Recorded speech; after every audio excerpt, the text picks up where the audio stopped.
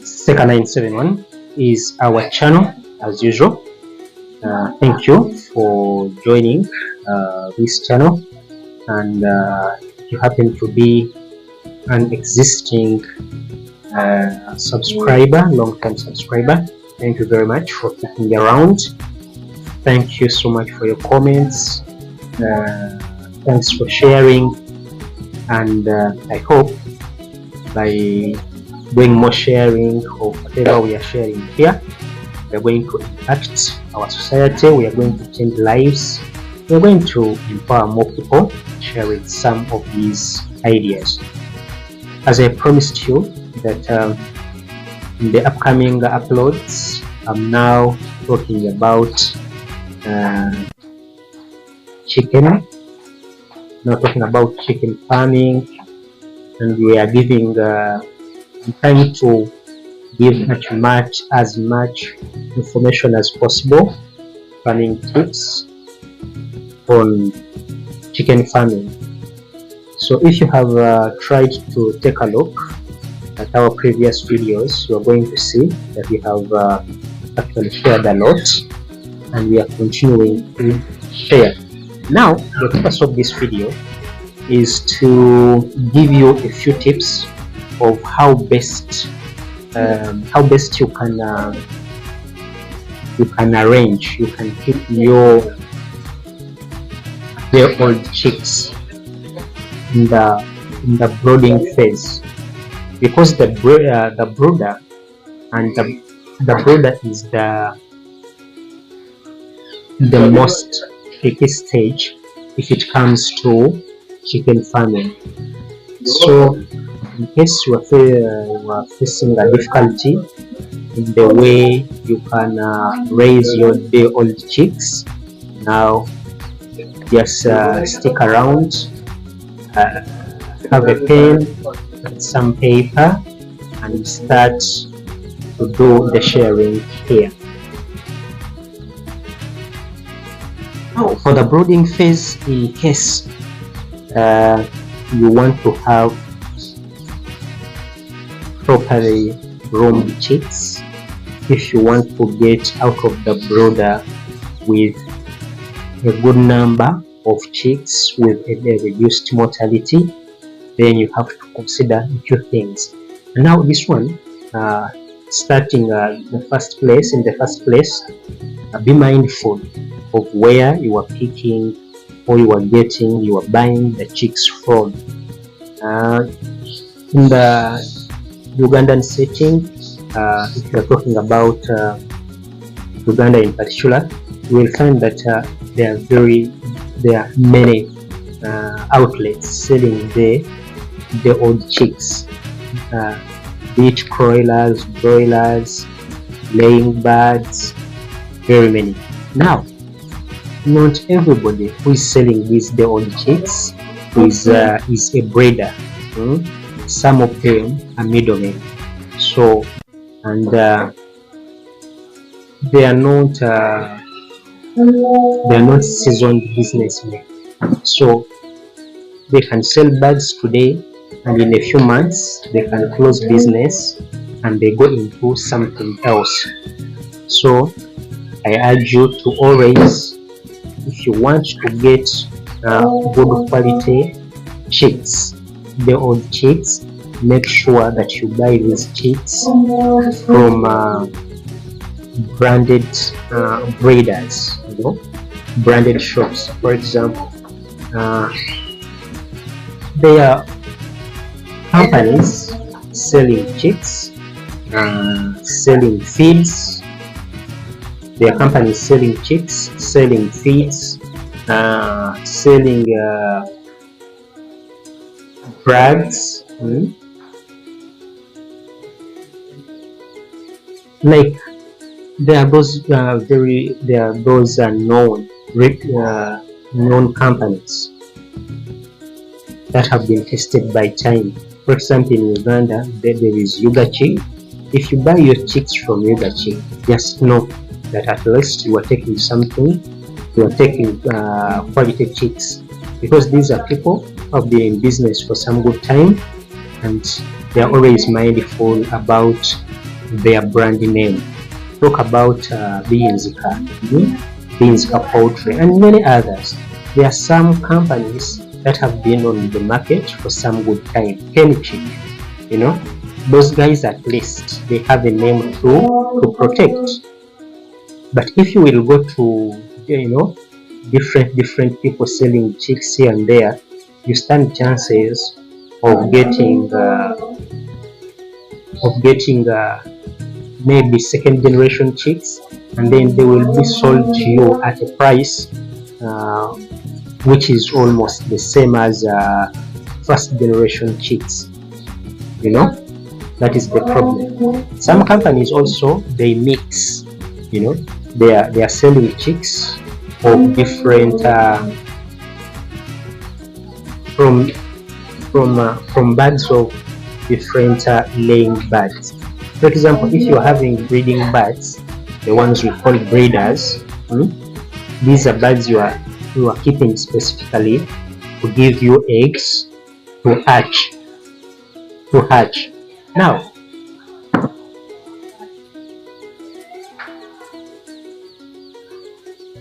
from the standard, it is said that these birds, the breeding birds or the breeders, the breeding stock, the birds or that hen has to be at least 6, from 6 months old. You get from 6 months old. So if you are collecting such eggs and you hatch them, be sure that at least these eggs are mature enough to give you a strong chick. You get my point? But if you get chicks from someone who is not mindful of that, is giving you chicks from unmature eggs, maybe 4.5 to 5 months, those ones, you stand a chance of losing your chicks within the brooder.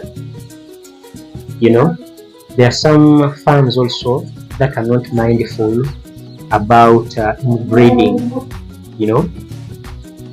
so they have hawks, mounting hens of in the same generation, which are related. So there is no way such chicks are going to be strong, and basically they die within 7 days of their hatching. So just know that. Now, if you are someone who has gone to a farm, a shop selling the old chicks, and at least for the first time, at least in the first point, you have made your research, and then you are thinking, or that I'm buying from a reputable company. Now, you made your order for maybe 100 or 200 chicks. Now, there is what we call sorting. There is what we call sorting. Make sure that you are going to sort these chicks. Once you are still in the shop, once you are still there, you are free to sort your chicks. You are free to sort your chicks, and whatever chick you see, some some they are very weak, they have weak legs.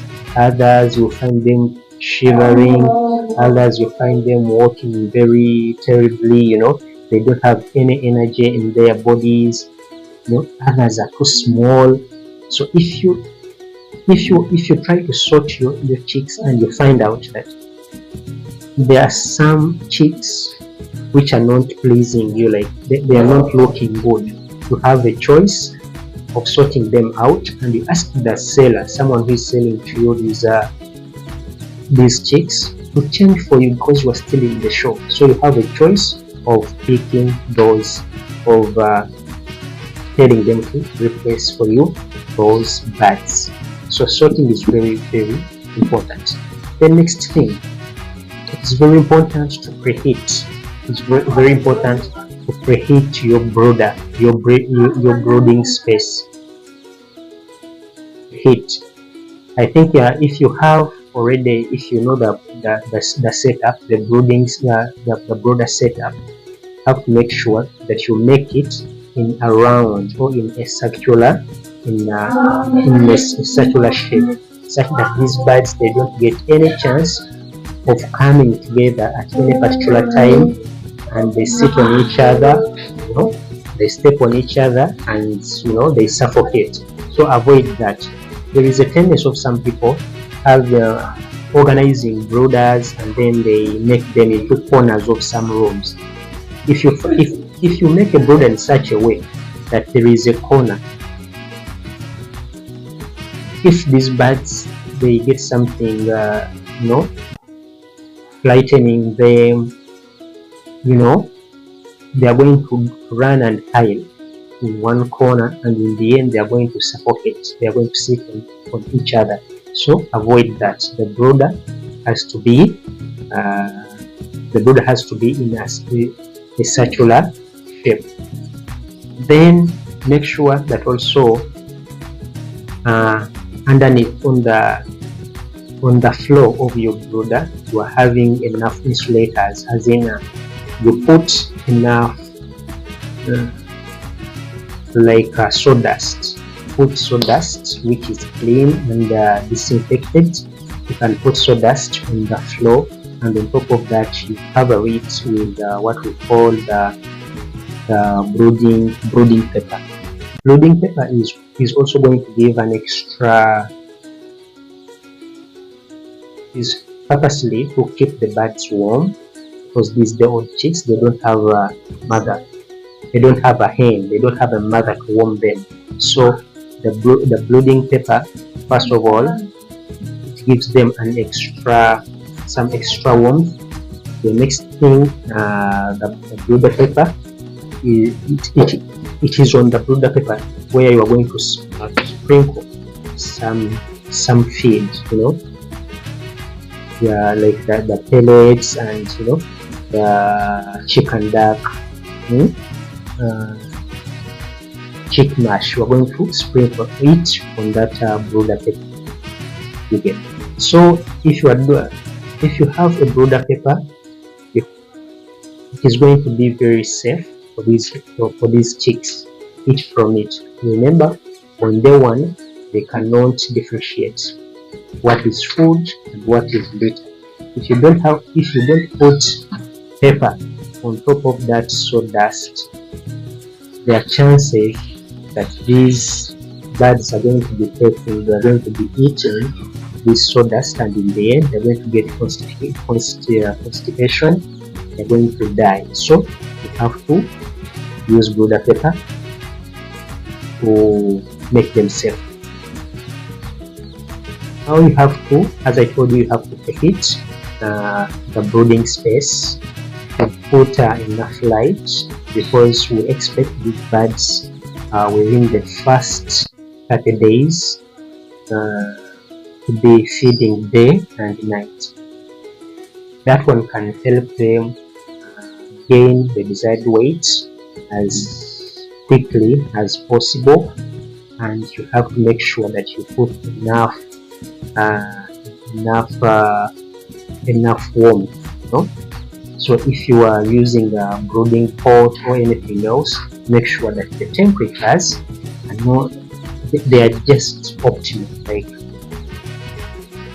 is the best temperature, just make sure that the temperature is just kept adequate.